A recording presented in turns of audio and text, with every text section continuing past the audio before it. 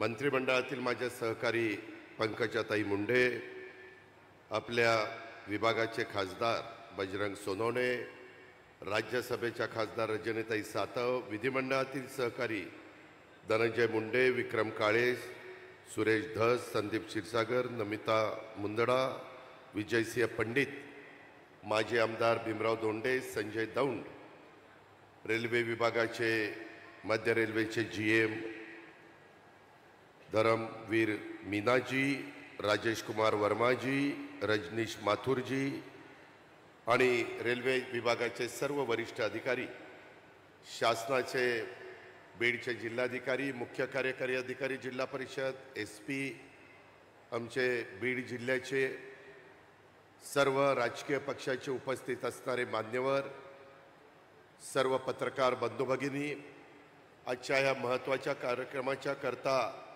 बीड जिल्ह्यातल्या अनेक भागातून आलेले आमचे नागरिक बंधू भगिनींनो आणि माझ्या तरुण मित्रांनो, बीड ते अहिल्यानगर ह्या रेल्वेचा शुभारंभ करण्याचा निर्णय ज्यावेळेस आम्ही आता पुन्हा महायुतीच्या सरकारचं जबाबदारी देवेंद्र फडणवीसांनी स्वीकारली आणि देवेंद्रजी असतील, एकनाथरावजी असतील, मी असेल, आमचे सगळे मंत्रिमंडळातील सहकारी असतील, ह्या 5 वर्षाच्या काळामध्ये जनतेने एवढं भरभरून आपल्याला प्रेम दिलेलं आहे, भरभरून पाठिंबा दिलेला आहे. ह्याही जिल्ह्यांनी एखादा अपवाद वगळता सगळ्या जागा महायुतीला दिलेल्या आहेत आणि त्याच्यावर जनतेने जनतेचं काम केलेलं आहे. आता आपल्याला जनतेचे प्रश्न सोडवायचे आणि त्याच्यामुळं आम्ही मुख्यमंत्री आणि सगळेजण ह्या कामाला लागलो आणि बरेच वर्ष म्हणजे मी आत्ता सगळ्यांची भाषणं ऐकत होतो. मी पण 91ला खासदार झालेलो होतो. त्यावेळेस 91 ते 96 हे PV नरसिंहरावजी मुख्य पंतप्रधान होते आणि इथं केशर काकू क्षीरसागर खासदार झालेले होत्या. त्यावेळेस सुरेश कलमाडी यांच्याकडे रेल्वे विभाग होता. त्यावेळेस ह्या रेल्वेचं कामाचं भूमिपूजन झालं, परंतु पुढं प्रकल्प मंजूर 95-96ला झाला, परंतु पुढं म्हणावं अशी गती मिळाली नाही. 99मध्ये अहिल्यानगर आत्ताचं आणि त्यावेळेसचं अहमदनगर नारायण ढो 14 कोटी रुपयाचा प्रकल्प आपण मंजूर केला. त्याच्यानंतर 2008 साल उजाडलं. नारायण ढो परळी 448 कोटीला मान्यता दिली. परत 2008लाच सुधारित मान्यता 1010 कोटीला दिली आणि त्याच्यामध्ये राज्य सरकारने 505 कोटी आणि केंद्र सरकारने 505 कोटीची जबाबदारी स्वीकारली. एकूण अंतर होतं 261 किलोमीटर. आजपासून आपण 168 किलोमीटर काम सुरू करतोय. त्यापैकी नवीन जी सुरुवात आहे ती 68 किलोमीटरची. 2020 साल उजाडलं, 2538 कोटी सुधारित मान्यता. 2024 उजाडलं, 4800 कोटीची मान्यतेचा प्रस्ताव सादर आहे. आत्तापर्यंत 2300 कोटी रुपये महाराष्ट्र सरकारने आणि 2500 कोटी रुपये रेल्वेनी अशा पद्धतीनं खर्च केलेले आहेत आणि जानेवारी 2026 पर्यंत हा प्रकल्प पूर्ण करण्याचं प्रस्तावित आमच्या रेल्वे विभागाने केलेलं आहे. मी त्याकरता देशाचे पंतप्रधान नरेंद्र मोदी साहेबांचं, रेल्वे मंत्री महोदयांचं मनापासून अभिनंदन करतो, मनापासून त्यांना धन्यवाद देतो, आभार मानतो की त्यांनी या सगळ्या गोष्टी मनावर घेतल्यामुळं 95-96 मध्ये सुरू झालेलं काम जवळपास 30-35 वर्षांनी पूर्ण होत आहे. खरं बीडकरांनी पण एकदा आत्मपरीक्षण केलं पाहिजे, आत्मचिंतन केलं पाहिजे की इतक्या वर्ष जर आपण कामाला लावू लागलो तर याच्यात एक पिढी गेली, अख्खी एक पिढी गेली. एवढा विलंब लागून चालत नाही. अलीकडे तर मंत्रिमंडळात आमच्या मीटिंग असतात त्यावेळेस मुख्यमंत्री नेहमी सांगतात, अधिकारी म्हटले की या कामाला 5 वर्ष लागतील, ते म्हणतात अजिबात नाही, 3 वर्षात करा. आता नवी टेक्नॉलॉजी आलेली आहे, आता AI तंत्रज्ञान आलेलं आहे, आता मोठ्या प्रमाणावर यांत्रिकीकरण झालेलं आहे.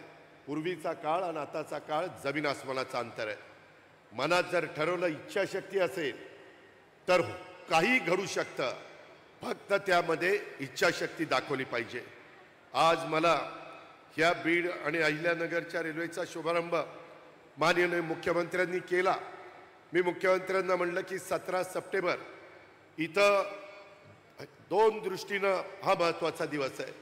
एक तर एकच तारा समोर आणि पायतळी अंगार अशा ध्येयधुद्ध भावनांनी ज्यांनी हैदराबाद मुक्ती संग्रामासाठी जीवाची बाजी लावून त्या काळामध्ये तुरुंगवास भोगला, हौतात्म्य पत्करलं, अशा सर्व ज्ञात अज्ञात स्वातंत्र्य सेनानींनी आणि वीरांगणांना आदरांजली मी सुरुवातीलाच अर्पण करतो. आपल्या सर्वांना मराठवाडा मुक्ती संग्रामाच्या मनापासून शुभेच्छा देखील देतो. देशाचे आपले लोकप्रिय पंतप्रधान नरेंद्र मोदी साहेबांचा आज वाढदिवस.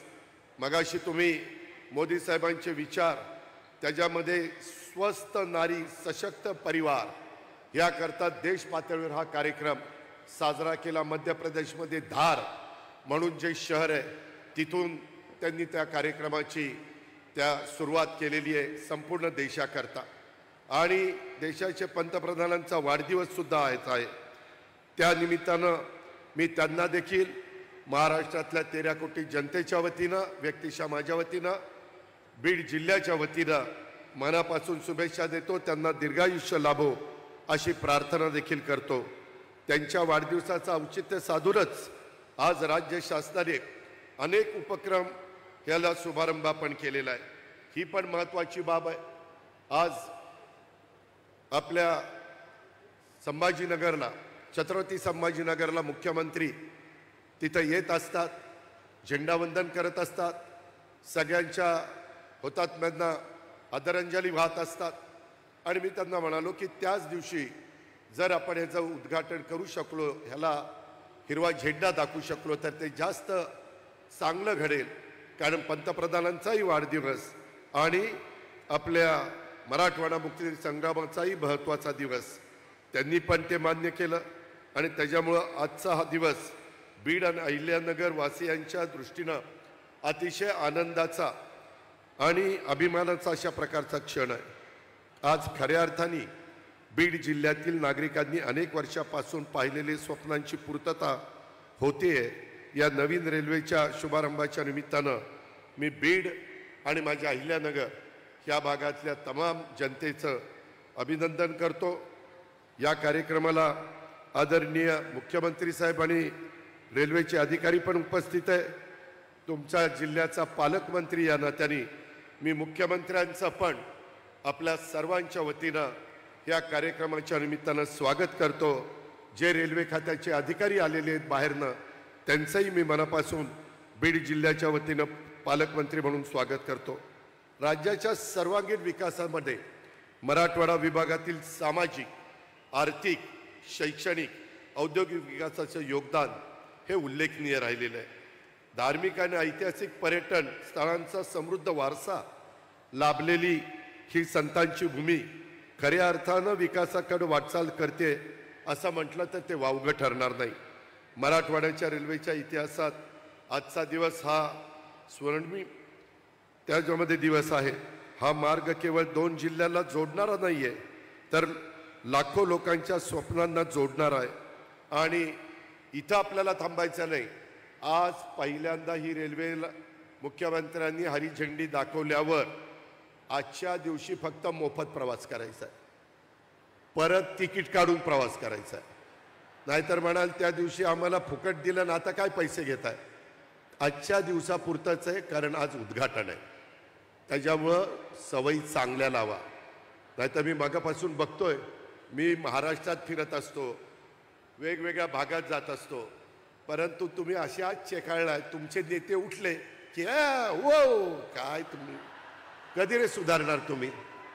परत मग मी बोललो की दादा आले आणि आम्हाला बोलले, अरे जग कुठं चाललंय, इतर देश कुठं चालले, इतर राज्य कुठं चालली. आपण जरा आत्मचिंतन, आत्मपरीक्षण करा. कशामध्ये आपण वाद घालतोय, कशा करता समाजामध्ये तेढ निर्माण करतात.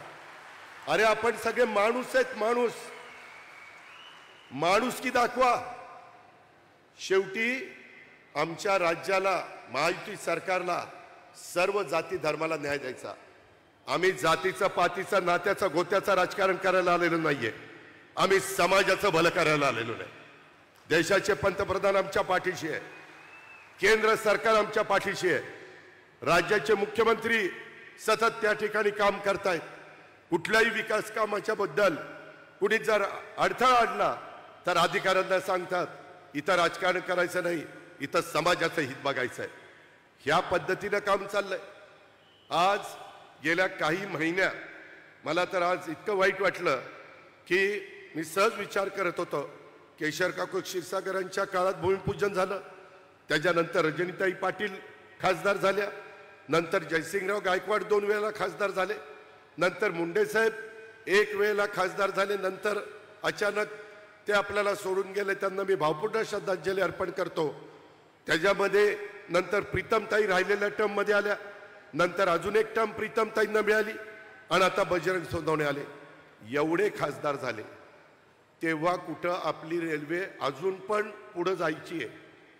मी या मताशी सहमत आहे। मुख्यमंत्र्यांशी मी आत्ताच बोलत होतो की अहिल्यानगर नाही, आम्हाला पुण्याला जायचंय, पुण्यापर्यंत हडपसरला तिथं आम्ही आता व्यवस्थितपणे स्टेशन करतोय आणि पुण्यानंतर आपल्याला मुंबईला जायचंय।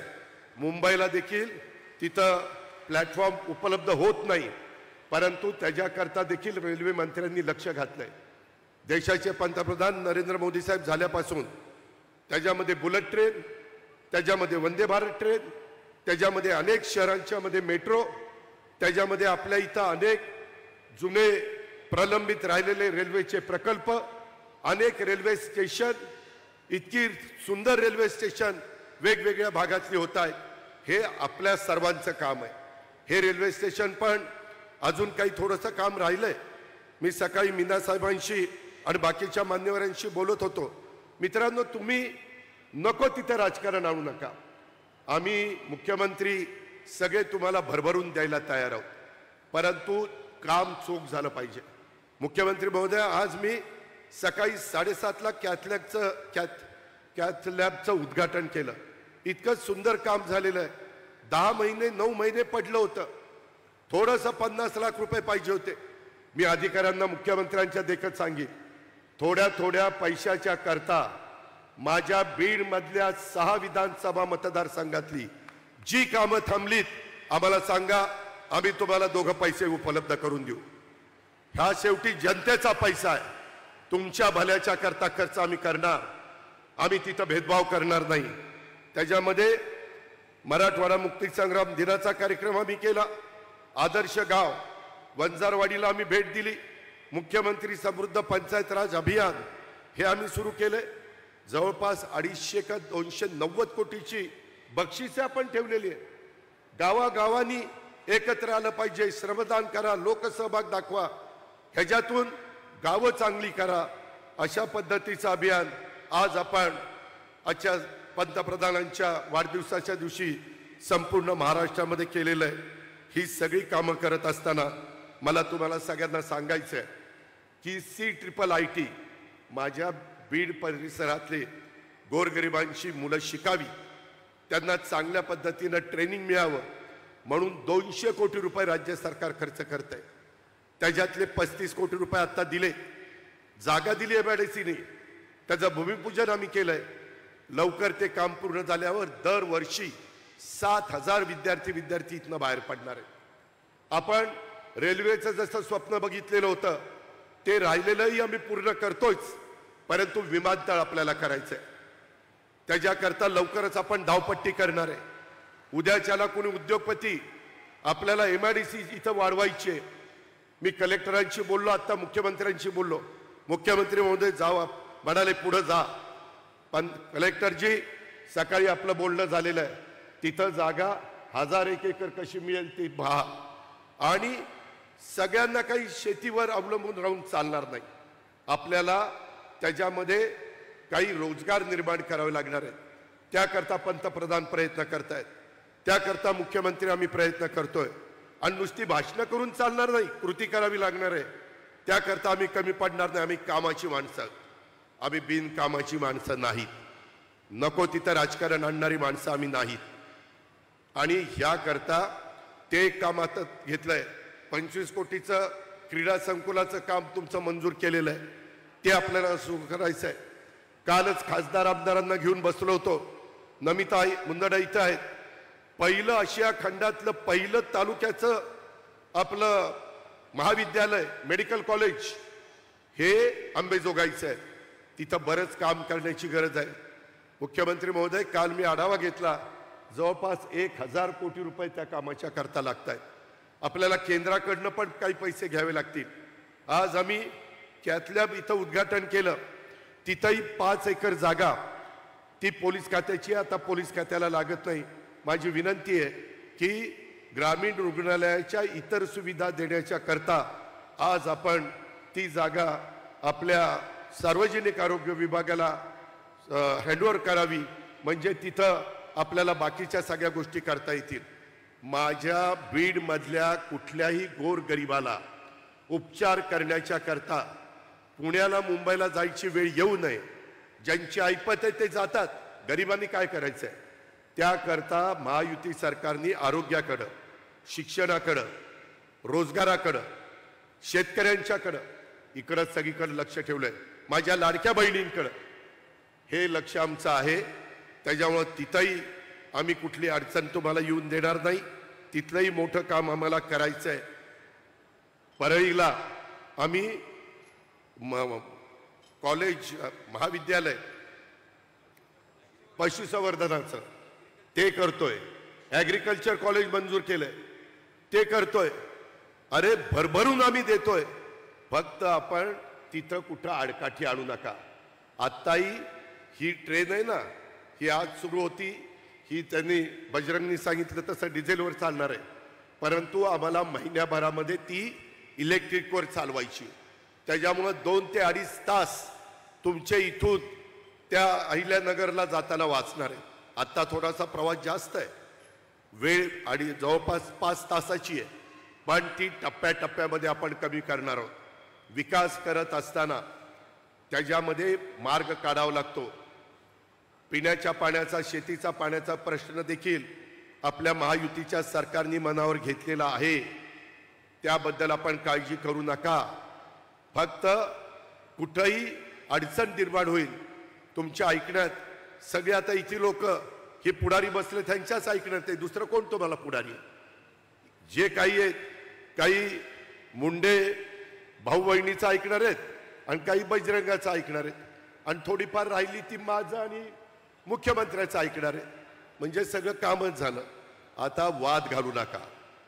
आपल्या बाप दाद्यांनी जे काही स्वप्न पाहिलेलं होतं ते स्वप्न आता बऱ्याच अंशी पूर्णत्वाला गेलेलं आहे.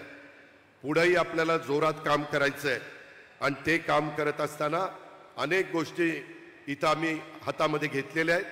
कुठल्याही परिस्थितीत मुख्यमंत्र्यांच्या साक्षीनं सांगतो, इथल्या विकास कामाला निधी कमी पडून दिला जाणार नाही, हे देखील अर्थमंत्री म्हणून मी तुम्हाला सगळ्यांना सांगतो. फक्त आपण चांगल्या सवयी लावा. आत्ता पाऊस काळ चांगला झालाय. कालच कॅबिनेटमध्ये मुख्यमंत्र्यांनी सांगितलं, कुठेही माझा बैराजा, कुठेही माझा शेतकरी हा अडचणीत येता कामा नये. ताबडतोब पंचनामे करायला सांगितलेले आहेत. जिथं कुठं काही पूल वगैरे रस्ते अडचणीत आलेले आहेत त्याला निधी भरपूर उपलब्ध करून दिलेला आहे. त्याच्यामध्ये आता जिल्हाधिकारी आणि त्यांच्या सगळ्या टीमनी काम करायचं आहे. ह्या पद्धतीनं आपण पुढे जाऊया. आम्ही तुम्हाला चांगल्यातलं चांगलं करण्याचा मनापासूनचा प्रयत्न करू. अजून काही तुमच्याही मनामध्ये चांगल्या चांगल्या कल्पना असतील, चांगल्या चांगल्या गोष्टी असतील, चांगले चांगले योजना असतील तर त्या देखील तुम्ही सांगा. त्या पण पूर्ण करण्याच्या करता आम्ही सगळेजण कटिबद्ध राहू. याबद्दलचा विश्वास मी आपल्या सर्व सहकाऱ्यांना या निमित्तानं देतो. आमच्या राज्य सरकारचा पायाभूत सुविधांच्या विकासावर विशेष भर आहे. मोठ्या शहरातील रस्ते, मेट्रो, विमानतळ यासारख्या प्रकल्पांकडे देखील आम्ही लक्ष देतोय. ग्रामीण भागाचा सुद्धा विकास झाला पाहिजे, त्या दृष्टीनं देखील आम्ही ग्रामीण भागातले रस्ते, दळणवळणाच्या सुविधा ह्या विकासाच्या करता उपलब्ध करतोय. रेल्वेच्या माध्यमातून मराठवाड्याच्या विकासाचा, समृद्धीचा नवा अध्याय हा लिहिला जाईल असा विश्वास आजच्या या कार्यक्रमाच्या निमित्तानं मी व्यक्त करतो, रेल्वे सुरू करण्यासाठी ज्या ज्या मान्यवरांनी प्रयत्न केले, जे हयात आहेत त्यांना मनापासून धन्यवाद, मनापासून आभार. जे हयात नाहीत त्यांना त्यांचं स्मरण करतो, त्यांची आठवण काढतो, त्यांना अभिवादन करतो आणि त्या सर्वांचं, तसंच केंद्रीय रेल्वे मंत्री अश्विनी वैष्णव आणि विशेषतः देशाचे लोकप्रिय पंतप्रधान नरेंद्र मोदी साहेबांचं मी मनापासून अभिनंदन करतो. माझी एकच जाता जाता विनंती आहे की दिलेला पैसा हा सत्कारणी लागला पाहिजे. पैसा हा चुकीच्या पद्धतीनं खर्च झाला तर तुम्ही सत्ताधारी पक्षाचे कार्यकर्ते असाल, विरोधी पक्षाचे कार्यकर्ते असाल, अधिकारी कुणी असाल, तर त्या अधिकाऱ्यांची गय केली जाणार नाही.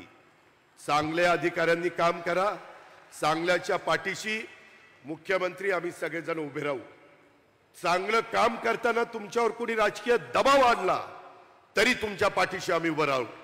पण आता आपण मागं फिरायचं नाही, मागं वळून बघायचं नाही. आता बीड जिल्ह्याचा सर्वांगीण विकास हेच ध्येय घेऊन आपण पुढे जायचं, एवढीच आग्रहाची, नम्रतेची, कळकळीची विनंती करतो आणि आपल्या सगळ्यांची रजा घेतो. जय हिंद, जय महाराष्ट्र. खूप खूप धन्यवाद सर, आपल्या मार्गदर्शनाबद्दल आणि प्रोत्साहनाबद्दल. आता मी राज्याचे मुख्यमंत्री श्री देवेंद्र फडणवीस सरांना विनंती करतो की त्यांनी आम्हाला